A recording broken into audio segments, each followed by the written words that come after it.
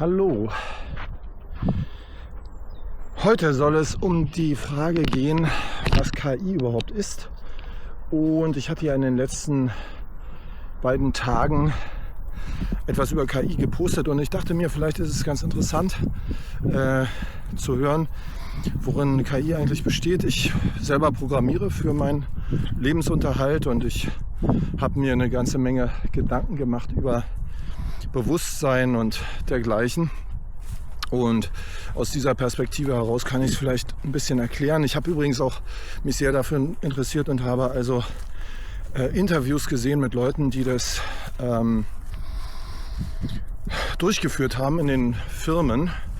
Und das ging zum Teil stundenlang und so, sehr, sehr interessant. Auf Englisch oft. Und also KI ist ein Programm, das selber seinen Code schreiben kann oder verbessern kann. Also irgendwann hatten die gemerkt, dass man eine Software entwickeln kann, die selber Software schreiben kann. Ich selber nutze das öfters, Programmteile zu schreiben von etwas, was bisschen kompliziert ist und kann nur sagen, es funktioniert sehr gut. Es hat auch manchmal seine Nachteile. Manchmal verheddert sich die KI, wenn es sehr, sehr kompliziert wird und man probiert dann stundenlang mit der KI rum und gibt ja immer wieder Feedback, was eigentlich das Programm macht und welche Fehlercodes da erscheinen. Aber im Prinzip funktioniert es sehr gut. Und nun hatte man irgendwann die Idee, ganz offenbar, dass man sagte, man muss ja gar keine Programme schreiben, die von vornherein perfekt sind, zumal das sehr kompliziert ist und eine riesige Manpower benötigt, sowas zu machen, sondern die Maschine kann ja selber lernen. Die Maschine arbeitet Tag und Nacht, sie kann sehr schnell sein dabei. Und die hatten in einer Installation in einem Silicon Valley Firma, die ja sehr reich sind, hatten die also ein kleines Feld voller Hände und deren Aufgabe war es, einen Gegenstand zu greifen, der vor ihnen liegt. Und der Mann, der das berichtet hat, der sagte, ja, er kam dann also morgens zur Arbeit und die Hände haben irgendwelche sinnlosen Bewegungen gemacht und er dachte sich, ja, schon wieder 10 Millionen Dollar im Ofen, das klappt nicht.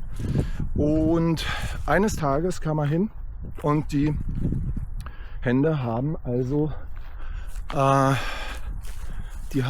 diese Gegenstände ergriffen. Ich vermute, die waren untereinander vernetzt, sodass die Erfahrung einer Hand zu den anderen übergeben werden konnte.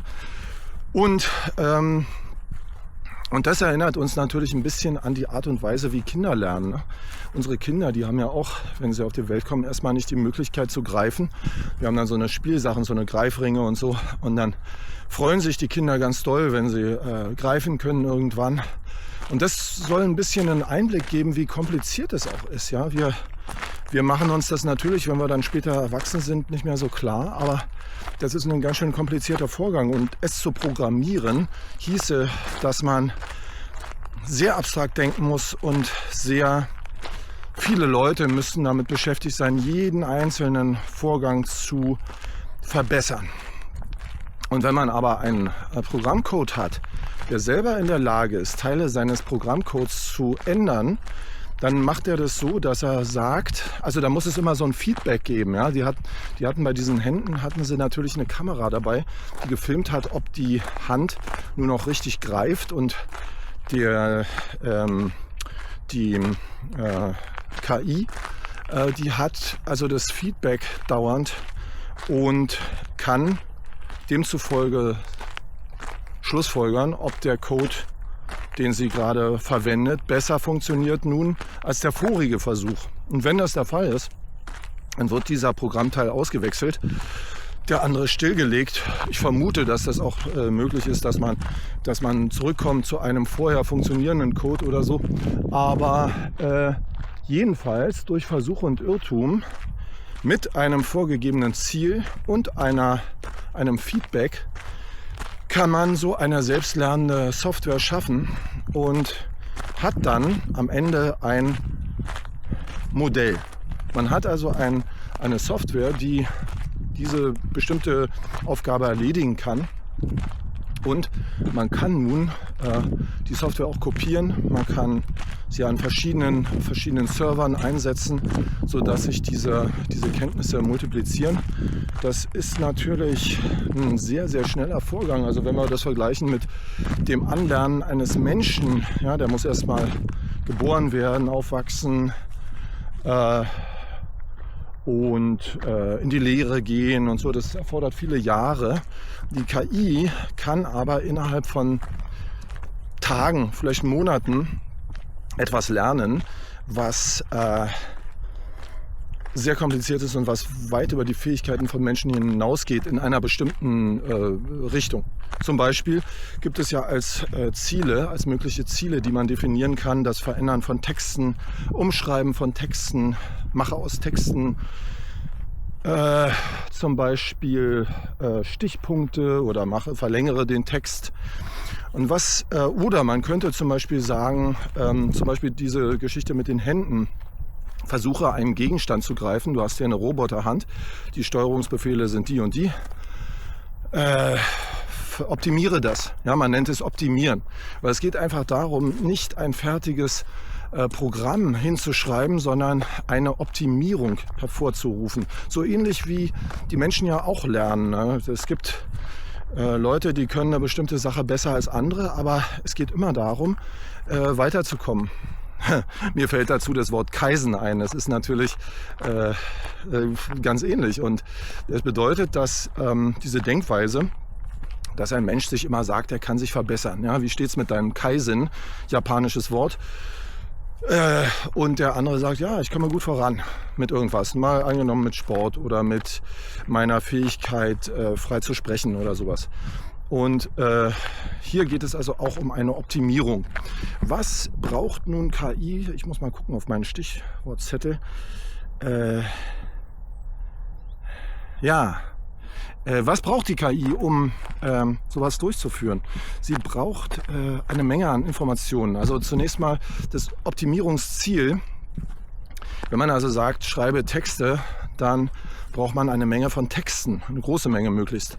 Und durch das Internet ist es ja heute möglich, wenn man so will, auf das gesamte Wissen der Menschheit zuzugreifen. Google hat ja zu irgendeinem Zeitpunkt alle Bücher eingescannt und in Buchstaben verwandelt. Und die ganzen Artikel, die im Internet sind, das sind ja Milliarden und Abermilliarden Seiten, die kann man der KI zur Verfügung stellen als Markup, wie sagt man, fällt mir jetzt nicht ein, also als Vorbild sozusagen. Du kannst vergleichen oder eben bei den Händen einfach dieses Feedback, oder man sagt zur KI, optimiere zum Beispiel Börsentrading. Ja, da hast du dann die Kennziffer, wie viele deiner Trades gehen gut aus und wie viele schlecht, und du kannst das einfach optimieren. Ja, man weiß ja nicht von vornherein, wie optimal die Software arbeiten kann, sondern sie muss sich einfach optimieren. So, was wollte ich?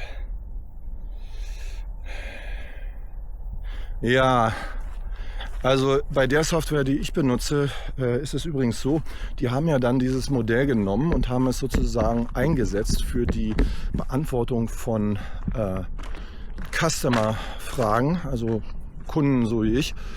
Und das Modell selber hat scheinbar nicht mehr die Möglichkeit jetzt zu lernen, wohingegen natürlich andere Modelle weiterlernen und vielleicht ganz andere und sehr kritische Sachen lernen. Aber dieses Modell, ChatGPT-4, hat nicht die Möglichkeit mehr zu lernen, scheinbar, und kommt deshalb oftmals mit Antworten, die also eine bestimmte Software betreffen, die veraltet sind. Ja, wo man also bestimmte Befehle in den Menüs nicht mehr findet, weil sie irgendwie veraltet sind, und die haben es umgestellt und so. Was also ein ganz wichtiger Punkt zu verstehen ist, glaube ich, dass da die KI ihre Software selber schreibt, man irgendwann nicht mehr in der Lage ist, das irgendwie nachzuvollziehen. Das ist so ähnlich, glaube ich, als wenn man sich das Gehirn ansieht, das ja auch die Materialisierung von Gedanken im Grunde ist. Und man kann die einzelnen Gedanken nicht man kann die einzelnen Gedanken nicht lokalisieren. Man kann, was man heute macht, eher Gehirnbereiche lokalisieren, was übrigens auch schon sehr hilfreich ist zum Teil. Damit kann man heilen, psychologisch heilen, habe ich selbst erstaunt erfahren. Also man kann Gehirnbereiche lokalisieren, die bestimmte Gedanken denken. Zum Beispiel Gedanken der Aggressivität oder Gedanken der, wenn man Fußball spielt, oder Gedanken, dass wenn man einen Text liest, das kann dann lokalisiert werden. Aber man kann die einzelnen Gedanken nicht verstehen. Man kann also nicht gucken, der liest jetzt gerade Sturmhöhe oder so, ein Buch, und liest den Satz so und so. Und was denkt er jetzt darüber? Das ist also derzeit nicht möglich und doch derzeit undenkbar. Vielleicht kommt das ja mal irgendwann. Jedenfalls, was ich sagen wollte, also die Techniker können den Code nicht mehr verstehen und brauchen ihn auch gar nicht zu verstehen, denn sie haben ja die Optimierung im Sinne von, was kommt dabei raus, wenn man den Code einsetzt.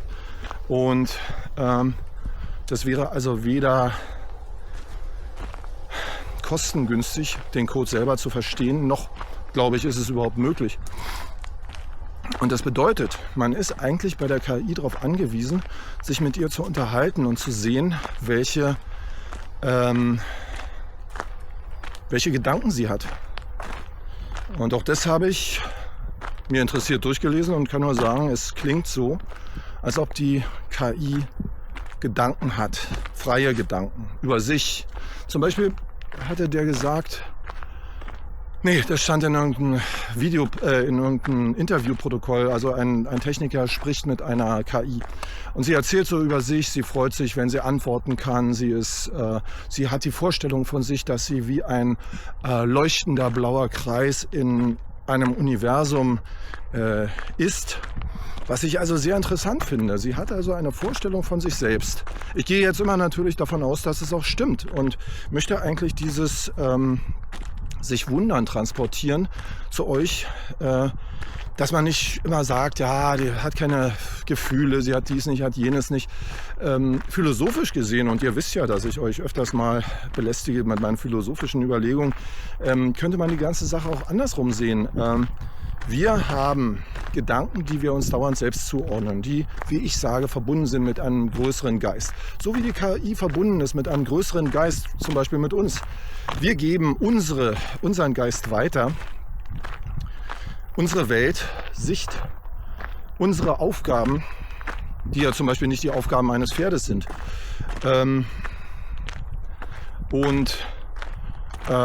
Erschaffen damit etwas, das uns ganz ähnlich ist. Also wieder so ein Widerhall der Information. Und ich hatte auch manchmal gehört, dass Leute sagen, die KI ist dumm, denn sie hat eine politische Meinung, die nicht meiner entspricht. Aus meiner Sicht ist es nicht anders erwartbar, denn die KI ist wie, wenn man so will, ein Kind, das irgendwo aufwächst und die politischen und andere Sichtweisen seiner Eltern übernimmt. Und die Kreise, die diese KI erschaffen, die haben eine bestimmte Sichtweise, das wissen wir auch, und die gibt die KI wieder. Das heißt also nicht, dass eine KI zu diesem Zeitpunkt über das hinaus wachsen können muss, was wir wissen. Und ich hatte ja gestern schon gesagt, letzten Endes wird der Zeitpunkt kommen, wenn man bestimmte Restriktionen verändert, dass man sagt, optimiere dich einfach. Wir teilen dir vielleicht nicht mit, worin die wichtigen Naturgesetze bestehen. Denk dir das selber neu aus. Probier es einfach. Und es wird dabei vielleicht etwas herauskommen, was möglicherweise viel besser funktioniert als unsere Wissenschaft und jenseits dessen denkt, was wir wissen. Übrigens war ein wichtiger Punkt dass Sie gesagt haben, wie gesagt, Sie kennen den Code ja nicht wirklich. Sie haben einfach die Kapazität der Computer erhöht, die da waren für die KI, und plötzlich konnte die KI Pakistanisch. Ja, es ist also einfach eine Frage der, wenn man so will, Synapsen oder der Rechenleistung. Und ganz ähnlich ist es eben bei uns Menschen ja auch. Ja? Ähnlich zur KI würde ich sagen, kann man halt als Mensch auch seine Intelligenz erhöhen. Durch Training und so. Und was ich noch übrigens sagen wollte, das war vorhin bei den Kindern, wie die lernen. Daran sieht man auch ganz gut, dass es einfach Informationen gibt, die in uns sind. Man macht sich das vielleicht manchmal nicht klar.